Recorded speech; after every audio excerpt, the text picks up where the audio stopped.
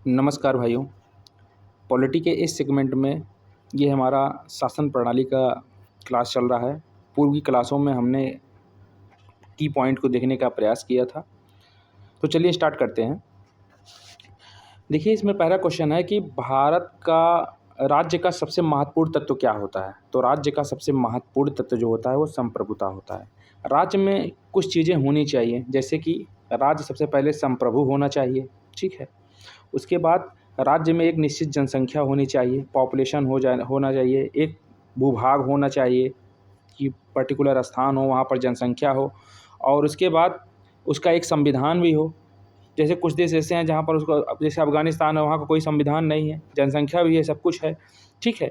तो राज्य का जो महत्वपूर्ण अंग होना चाहिए, सबसे पहले एक स्थान होना चाहिए।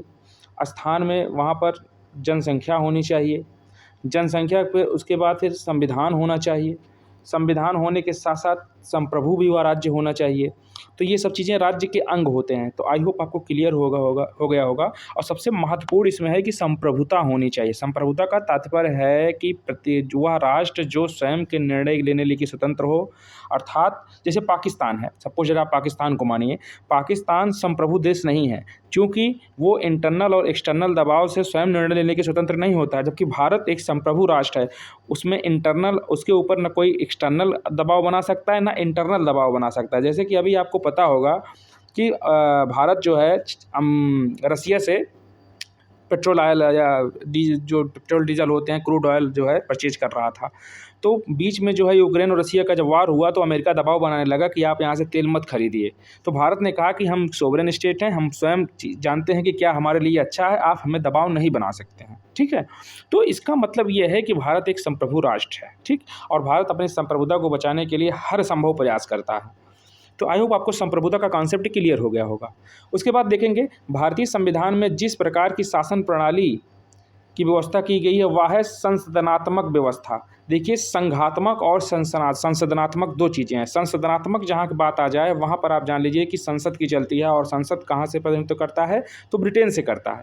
जबकि संघात्मक व्यवस्था हमारी कहाँ से ली गई है, तो संघात्मक व्यवस्था हमारी कनाडा से ली गई है, ठीक है। संघ भी दो प्रकार का होता है, एक यूनियन होता है, एक फेडरल होता है। यूनियन से कोई भी राज्य जो होता है, या सपोज दैट जैसे भारत है, भारत से कोई भी राज्य अलग नहीं हो सकता है, ठीक है। भारत का हर राज्य भारत है, जबकि अमेरिका वहाँ पे फेडरल है। फेडरल से सपोज डैट अगर यहाँ से अलास्का अलग होना चाहे तो वहाँ से वो अलग हो सकता है, ठीक है। ठीक, ये चीज़ें हैं। आपको आई होप ये क्लियर हो गया होगा, ठीक। तो यहाँ पर देखिए, अगला क्वेश्चन है कि भारतीय संविधान की विशेषता क्या है। तो भारतीय संविधान जो है वो संसदनात्मक सरकार यहाँ पर है, संघात्मक सरकार भी है यहाँ पे, और स्वतंत्र न्यायपालिका है। तो संसदनात्मक हमारा ब्रिटेन से लिया गया है, संघात्मक कनाडा से लिया गया है, स्वतंत्र न्यायपालिका अमेरिका से लिया गया है। तो आई होप मैंने पूर्व की क्लासों में बताया था, ये आज मैं क्लियर करते हुए भी चल रहा हूँ। उसके बाद देखिए, अगला क्वेश्चन है कि भारत में संसदीय प्रणाली की सरकार है क्योंकि मंत्रिपरिषद लोकसभा के प्रति उत्तरदायी होता है, जैसे कि ब्रिटेन में है, ठीक है। मंत्रिपरिषद लोकसभा के प्रति उत्तरदायी होता है। आपको पता होगा कि 79 80 और 81, ठीक है, 3 है। तो 79 में संसद दिया गया है, 80 में आपका राज्यसभा दिया है, 81 में लोकसभा दिया गया है। 3 आर्टिकल दिए गए हैं, ठीक है। तो संसद की 2 भाग हैं, एक लोकसभा है, एक राज्यसभा है। लोकसभा जो होता है प्रत्यक्ष निर्वाचन प्रणाली के माध्यम से, जिसका आयोजन जिसका निर्वाचन आयोग जो होता है वो निर्वाचन करवाता है। प्रत्यक्ष निर्वाचन प्रणाली होती है, जनता चूज करती है, और यहाँ से आपके जो है लोकसभा से में मेंबर बन के जाते हैं, और फिर वहाँ से मंत्रिपरिषद बनती है। आर्टिकल 75(1) में ये चीज़ वर्णन किया गया है कि लोकसभा में जो मेंबर होंगे उससे एक मंत्रिपरिषद बनाया जाएगा। मंत्रिपरिषद जो बनेगी वो लोकसभा के संपूर्ण सदस्यों का 15% से ज़्यादा मंत्री नहीं बन सकते हैं। ये भी आपको पता होना चाहिए। नहीं पता है तो हम आगामी कक्षाओं में आपको बेहतर तरीके से बताने का प्रयास करेंगे, ठीक है। तो 15% से ज़्यादा मंत्री, जैसे मोदी जी अभी मंत्रिपरिषद बनाने जा रहे हैं, तो 15% से ज़्यादा वो मंत्री, जैसे 543 सीटें हैं, मोटी मोटा मान लीजिए 543 सीटों का 15% से ज़्यादा मंत्री नहीं बनेंगे, ठीक है। बस इसका 15% निकाल लीजिए, जितने मेंबर बनेंगे वो 15% ही बनेंगे, ठीक है। ये आई होप आपको क्लियर हो गया होगा।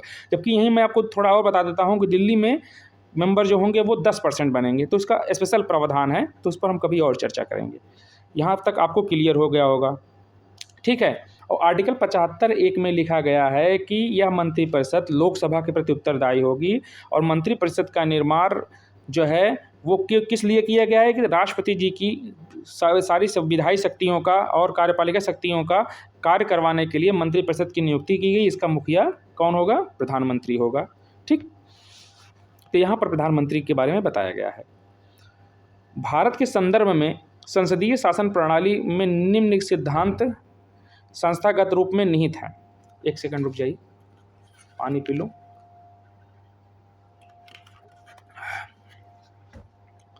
तो भारत के संदर्भ में संसदीय शासन प्रणाली में निम्नलिखित सिद्धांत संस्थागत रूप में निहित हैं। तो कौन कौन से सिद्धांत हैं? तो मंत्रिमंडल के सदस्य संसद के सदस्य होते हैं। सही बात है भाई, अभी मैंने ऊपर बताया था आपको। जब तक मंत्रियों को संसद लोकसभा का विश्वास प्राप्त रहता है तब तक वह अपने पद पर बने रहते हैं। ये भी सही है। देखिए होता क्या है कि ये सपोज डैट आपको भी मंत्री वैसे भी बनाया जा सकता है, ठीक है, लेकिन 6 महीने के अंदर आपको राज्यसभा से अपनी जो है स्वीकृति करवानी पड़ेगी। लेकिन ये बिना आपके मेंबर के नहीं होगा, मेंबर तो होना ही पड़ेगा, चाहे राज्यसभा हो चाहे लोकसभा हो, ठीक है। मंत्री बनने के लिए आपके फिर वोटिंग होगी, वो मेंबरों की वोटिंग होगी, तो उसको छोड़िए। लेकिन जो सही है उसको मैं बता रहा हूँ कि बिना सदस्य हुए आप कैसे मंत्री बन पाएंगे, ठीक है। तो आई होप आपको क्लियर हो गया होगा।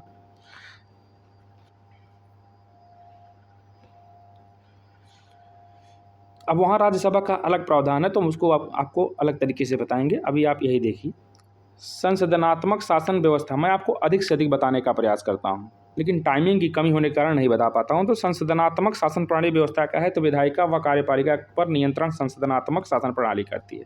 आपको पता होगा कि 3 अंग होते हैं। एक होता है विधायिका जो कानून बनाती है, एक होती है कार्यपालिका जो विधायिका द्वारा जो कानून बनाया गया है वो कानून जब बन जाता है तो उस कानून को किस प्रकार से लागू करवाना है ये काम कौन करेगा? कार्यपालिका करेगा। फिर उसके बाद एक अंग होता है आपका न्यायपालिका। न्यायपालिका का काम है जो कानून है वो क्या ठीक ढंग से जो है इम्प्लीमेंटेशन हो रहा है कि नहीं हो रहा है, या जो कानून विधायिका ने बनाया हुआ है क्या वो सही बनाया है कि नहीं सही बनाया है। ये आर्टिकल 131 के तहत जो होता है न्यायिक सक्रियता और जुडिशियल रिव्यू के माध्यम से सुप्रीम कोर्ट देखने का प्रयास करता है। और सुप्रीम कोर्ट को यथेष्ट पावर है कि यदि कानून में कोई कमी पाई जाती है, कानून में कोई समस्या है या इम्प्लीमेंटेशन नहीं हो रहा है, तो न्यायिक सक्रियता के माध्यम से वो चाहे तो कानून का ठीक ढंग से इम्प्लीमेंटेशन करवाने के लिए नोटिस जारी कर सकती है, और कानून गलत बना है तो कानून को रद्द भी कर सकती है। आपको पता होगा कि 99वां संविधान संशोधन को जो नेशनल जुडिशियल अपॉइंटमेंट कमेटी का निर्माण किया गया था, भारत सरकार ने अपने मंत्रियों से पास करवाया था 2014 में, उसको उठा करके सुप्रीम कोर्ट ने रद्द कर दिया था। तो आई होप ये क्लियर हो गया होगा। नहीं समझ में आ रहा है तो हम आगे बताएंगे, ठीक है, लेकिन इतना आप जानते रहिए। उसके बाद देखिए ये वाला क्वेश्चन हो गया था कि भारतीय राजनीतिक व्यवस्था में मूलभूत लक्षण क्या हैं? अभी नहीं हुआ है। तो भारतीय राजनीतिक व्यवस्था में मूलभूत लक्षण कौन है? तो यह लोकतंत्र गणतंत्र है, ठीक है। इसमें संस्थानात्मक रूप में सरकार होती है, ये भी सही है। सर्वोच्च सत्ता भारत की जनता में निहित है। ये ऊपर वाला क्वेश्चन हो गया था कि राष्ट्रपति पद्धति में समस्त कार्यपालिका की शक्ति किसमें निहित होती है? राष्ट्रपति मोदी से अमेरिका में है, जहाँ के राष्ट्रपति मेन होते हैं वहाँ पर जो है वो उन्हीं में निहित होती है। अब यहाँ पर एक चीज़ दिया गया कि सर्वोच्च सत्ता जनता में निहित होती है। अब भारत का आप उदाहरण ले लीजिए। भारत अभी लोकसभा का चुनाव हुआ था, 18वीं लोकसभा का चुनाव हुआ था, जिसमें 234 सीट जो है विपक्ष ने जीता और 200 एनडीए मतलब होता है, और 299 के समथिंग सीट जो है वो एनडीए ने जीता है, नेशनल डेमोक्रेटिक अलायंस जो है उसने जीता है। इसमें से 240 सीटें बीजेपी ने जीता है। तो आपको ये क्लियर हो गया यहाँ पर देखने के लिए कि यहाँ पर इससे पहले 303 सीटें जो है बीजेपी ने जीता था, अब कितना है? 240 सीटें हैं। इसका मतलब आपको देखिए कि यहाँ पर देखिए है कि जनता ने वोटिंग करके इनको कम कर दिया। अब इनको आज सरकार बनाने में दिक्कत हो रही है। तो यहाँ से क्लियर हो जाता है कि जनता को कितना बड़ा पावर है। जनता किसको पावर अपना देती है? वोटिंग के माध्यम से संविधान को देती है। और संविधान हमारे लिए क्या है? संविधान हमारे लिए जो है वो एक दैवीय ग्रंथ है। आप उसको एक दैवीय ग्रंथ के रूप में दे सकते हैं, क्योंकि उसी के अनुसार हम चल रहे हैं। चलिए आगे बढ़ते हैं। अब सही कथन है इसमें, भारत एक लोकतांत्रिक राज्य व्यवस्था है, ये भी सही है। भारत एक संप्रभुता संपन्न देश है, ये भी सही है। लोकतंत्र समाज है, लोकतांत्रिक समाज है, ये भी ठीक है। भारत एक कल्याणकारी राज्य है। वेलफेयर स्टेट क्या होता है? राज्य का मतलब भारत ही है यहाँ पर, क्योंकि यूनियन है भारत, ठीक है। यूनियन का मतलब होता है कि कोई राज्य एक दूसरे से अलग नहीं हो सकता है। जब राज्य अलग नहीं हो सकता तो वह राज्य बोल दिए, उसको बोल दीजिए, कोई गलत नहीं है। तो वेलफेयर स्टेट क्या है? मतलब कल्याणकारी राज्य है, मतलब आप कल्याण के लिए अधिकतर योजनाएं आप यहाँ पर चला रहे हैं, तो उसे हम वेलफेयर स्टेट कहते हैं। आप पूंजीवादी की तरफ मत जाइए, आप कल्याण के जनता के कल्याण के लिए भी सोचिए, ठीक है। तो इसे हम वेलफेयर स्टेट कहते हैं। शिक्षा, स्वास्थ्य, रोजगार, सस्टेनेबल डेवलपमेंट गोल में जो 17 अचीवमेंट दिए गए हैं वो इसी के कारण दिए गए हैं, ठीक है, कि आप वेलफेयर स्टेट आप बन जाइए, चूँकि लोकतंत्र में वेलफेयर स्टेट जो है वो उसका मूल कॉन्सेप्ट है। भारतीय राजतंत्र की विशेषता क्या है? तो एक संविधान संगत सरकार होनी चाहिए जो संविधान द्वारा चुनी गई, नहीं म्यांमार की तरह तख्ता पलट आ जाए। लोकतांत्रिक सरकार होनी चाहिए, मतलब लोकतांत्रिक तरीके से, मतलब वो इलेक्शन के माध्यम से चूज करके आनी चाहिए। विधि का शासन होना चाहिए, मतलब संविधान सम्मत जो है सारी चीज़ें होनी चाहिए, नहीं कि अपने मन से आप सारे इम्प्लीमेंटेशन कार्य करवाइए, संविधान की आप उठा करके ताक पे रख दीजिए, उसकी कोई सुनवाई नहीं करिए। जैसे कि उठा करके वाइमर रिपब्लिकन जो है वो हिटलर ने किया था, वहाँ का चांसलर था जर्मनी का। अब यहाँ पर देखिए, कल्याणकारी राज्य वेलफेयर स्टेट का उद्देश्य है अधिकतम संख्या में अधिकतर कल्याण सुनिश्चित करना। मैंने आपको ऊपर बता दिया था। भारतीय संविधान का दर्शन है कल्याणकारी राज्य हो, वेलफेयर स्टेट हो, समाजवादी राज्य हो और राजनैतिक समानता हो, ठीक। भारत में राजनैतिक सत्ता का प्रमुख स्रोत जनता है। अध्यात्मक शासन प्रणाली का आधारभूत तत्व है तो एकल कार्यपालिका। अगर कोई अध्यक्षीय शासन प्रणाली है, जैसे कहाँ का है, तो वहाँ अमेरिका का देख लीजिए, अध्यक्षीय शासन प्रणाली है, वहाँ राष्ट्रपति अध्यक्ष होता है, एकल कार्यपालिका है, राष्ट्रपति सारी चीज़ें देख रहा है। आई होप क्लियर हो गया होगा। उसके बाद यहाँ पर देखिए, भारत में प्रजातंत्र इस तथ्य पर आधारित है कि जनता को सरकारों को चुनने तथा बदलने का अधिकार प्राप्त होता है, जो इस बार लोकसभा के 18वीं लोकसभा में आपने देख ही लिया। भारत का संविधान परिसंघीय विधि निर्धारित होता है। भारत का संविधान परिसंघीय विधि निर्धारित होता है। मैं आपको परिसंघीय शासन प्रणाली कहता हूँ। देखिए, परिसंघीय शासन प्रणाली ये है कि भारत का संघ जो है वो राज्यों पर ज़्यादा मतलब प्रभावशीलता रखता है। यहाँ पर देखिए, केंद्र और राज्य की शक्तियों के बीच शक्तियों का वितरण से है। मैं वही चीज़ आपको बता रहा हूँ कि सपोज डैट ये राज्य है और ये संघ है, संघ की शक्ति राज्य से अधिक हो जाती है तो वहाँ को परिसंघीय शासन प्रणाली कहते हैं। जैसे सपोज डैट 3 सूचियाँ हमारी हैं, 7वीं अनुसूची में 3 सूचियों का वर्णन किया है, समवर्ती सूची, राज्य सूची और संघ सूची। राज्य सूची में कानून राज्य बना सकती है, समवर्ती सूची पर राज्य और केंद्र दोनों बना सकते हैं कानून, और संघ सूची पर तो संघ कानून बनाती ही है। अब यहाँ पर एक चीज़ और है कि यहाँ पर एक चीज़ और लिखा है कि जिन सूचियों पर राज्य सूची कानून बना रही है और संघ सूची भी कानून बना रही है, वह संघ की बनाए गए कानून उस विषय पर, जिस विषयों पर राज्य और संघ दोनों का एक ही प्रकार के कानून बना रहे हैं, वहाँ पर क्या होगा कि संघ का कानून लागू होगा। और डॉक्ट्रिन ऑफ इक्लिप्स के कॉन्सेप्ट में उतनी दूर तक वो जो होगा राज्य का कानून निषिद्ध माना जाएगा, तो यहाँ पर संघ प्रभावी हुआ। उसके बाद समवर्ती सूची में भी संघ ही शक्तिशाली है।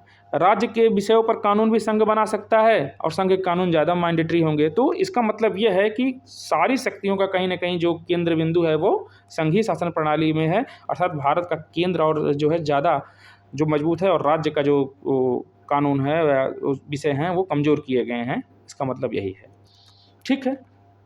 उसके बाद देखिए अगला, भारतीय संविधान है अंशतः कठोर और अंशतः लचीला। थोड़ा सा कठोर भी है और थोड़ा सा लचीला भी है। भारत की संसदीय शासन प्रणाली एवं ब्रिटेन की संसदीय शासन प्रणाली में क्या अंतर है? तो न्यायिक समीक्षा नहीं है, जुडिशियल रिव्यू नहीं दिया गया है, यही अंतर है दोनों में। ये न्यायिक समीक्षा कहाँ से आया? एक सेकंड, न्यायिक समीक्षा कहाँ से आया है? तो न्यायिक समीक्षा जो है वो कहाँ से आया है? अमेरिका से आया है, ठीक है। उसके बाद देखिए कथन और कारण पे क्वेश्चंस आते रहते हैं, तो भारत के आते रहते हैं। तो भारत के संविधान में एक संघीय प्रणाली का प्रावधान है, ठीक है, और उसने एक बहुत शक्तिशाली केंद्र की रचना की है। भारत के संविधान एक संघीय शासन प्रणाली है, ठीक है, उसने एक बहुत शक्तिशाली केंद्र की रचना की है। देखिए ये पहला तो सही है, लेकिन दूसरा हल्का सा सही है, क्योंकि ऊपर आपने पढ़ा कि भारतीय संविधान अंशतः कठोर और अंशतः लचीला भी है। इसी कारण बहुत शक्तिशाली की बात तो सही कह रहा है, लेकिन इतना भी शक्तिशाली नहीं है कि उसको ठीक न किया जा सके। वर्तमान में इसका उदाहरण है, देख लीजिए। तो ए और आर दोनों सही हैं, परंतु आर ए का सही स्पष्टीकरण नहीं है, ठीक है। ये सही बात नहीं है पूरी तरीके से कि आप इतना शक्तिशाली है कि आप उसको कुछ कर ही नहीं सकते हो, तो ऐसा नहीं है। भारत के संविधान की संघीय लक्षण है केंद्र तथा राज्यों के बीच शक्ति का बंटवारा, पूर्ण रूप से लिखित संविधान और स्वतंत्र न्यायपालिका। ये उसके उदाहरण है, देखिए ऊपर क्वेश्चन पूछे, नीचे उदाहरण दे दिया है, ठीक है। कि जो संघीय प्रणाली के लक्षण है उसमें साफ साफ दिखाया गया केंद्र और राज्य के बीच शक्तियों का बंटवारा है। हालांकि उसमें केंद्र को मजबूत किया गया है, लेकिन राज्य को भी क्षमता पावर दिया गया है। पूर्ण रूप से लिखित संविधान है, सारी चीज़ें लिखी हैं। आप ऐसे अपने मन से परिवर्तित ब्रिटेन की तरह नहीं कर सकते हो कि मुँह बोला संविधान हो, चाहे जहाँ मन चाहो अपने हिसाब से बदल लो।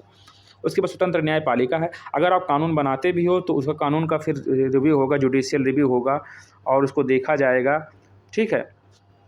ऐसा नहीं है कि अपने मन से आप कोई कानून बना लो, इम्प्लीमेंटेशन करवा लो। तो सारी चीज़ नियम प्रणाली हैं, आप अपने मन से कुछ नहीं कर सकते हो। तो ये चीज़ ऊपर वाला जो है इसी का उत्तर है। उसके बाद यहाँ देखिए, भारतीय संघीय व्यवस्था में एकात्मक तत्व है राज्यपालों की नियुक्ति, राज्यसभा में असमान प्रतिनिधित्व और अखिल भारतीय सेवाएं। ये तो सही है। IAS PCS जो हैं वो अधिकतर आप देखिए तो संघ के अंदर में ही रहते हैं। IAS जो होते हैं बड़े बड़े पद पे, IPS, IAS और इंडियन फाइनेंस सर्विस और इंडियन फॉरेन सर्विस, ठीक है। तो ये सब चीज़ें जो होती हैं वो केंद्र के अंतर्गत होती हैं। राज्यपाल की नियुक्ति में वहाँ एक जो है एकात्मक शक्ति दिखाई गई है कि केंद्र ही उसका जो है सारा पावर प्रयोग करेगा। राज्यसभा में असमान प्रतिनिधित्व तो देख लीजिए, लोकसभा के और राज्यसभा के अंतर में असमानता दिखाई दे रही है, ठीक है, क्योंकि 12 सदस्य आप मनोनीत कर रहे हो वहाँ पर। तो ये सब चीज़ें हैं। भारत में संघीय व्यवस्था से संबंधित सही कथन है, संविधान शासन की मूल संरचना के लिए संघीय व्यवस्था की प्रस्तावना करता है। एकात्मक झुकाव का उसमें सशक्त मिश्रण है, मतलब एकात्मक भी है और मूल संरचना को भी कह रहा है। हालांकि केशवानंद भारती वाद 1973 में या 1973 में यह बता दिया गया था कि यदि basic structure of the constitution में हरेसमेंट होता है तब हम जो है जुडिशियल रिव्यू करेंगे, ठीक है, और उसको होता है तो उसको रद्द भी करेंगे।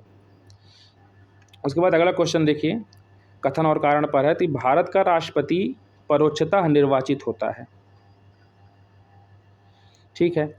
भारत में संसदीय प्रणाली को गणतंत्रवाद के साथ जोड़ा गया है, ठीक है। परोक्ष रूप से तो चुना जाता है, जो कि आपको पता होगा कि लोकसभा के मेंबर, राज्यसभा के निर्वाचित मेंबर और विधायिका जो विधानमंडल है उसके निर्वाचित जो होते हैं वो इनको चूज करते हैं। और एकल चक्रमणीय मत पद्धति के माध्यम से SRPBS प्रणाली के माध्यम से वो चूज किया जाता है। इसका क्या मतलब है कि सपोज डैट यदि A, B, C और D में चूज करना हो तो पहले चरण में A, B, C में चूज किया जाएगा, उसके बाद सेकंड चरण में फिर इन्हीं लोगों को में से देखा जाएगा, और यदि सेकंड चरण में इनको ज़्यादा पसंद किया गया है तो इन्हीं को जिता दिया जाएगा, बाकी ये सब बाहर हो जाएंगे। इसको हम कभी और लेकर के आएंगे तो आपको बताने के व्यापक तरीके से बताने का प्रयास करेंगे, ठीक है। तो इसमें सही बात दोनों को लिखी गई, लेकिन सही स्पष्टीकरण नहीं, दोनों एक दूसरे से मेल नहीं खाता है।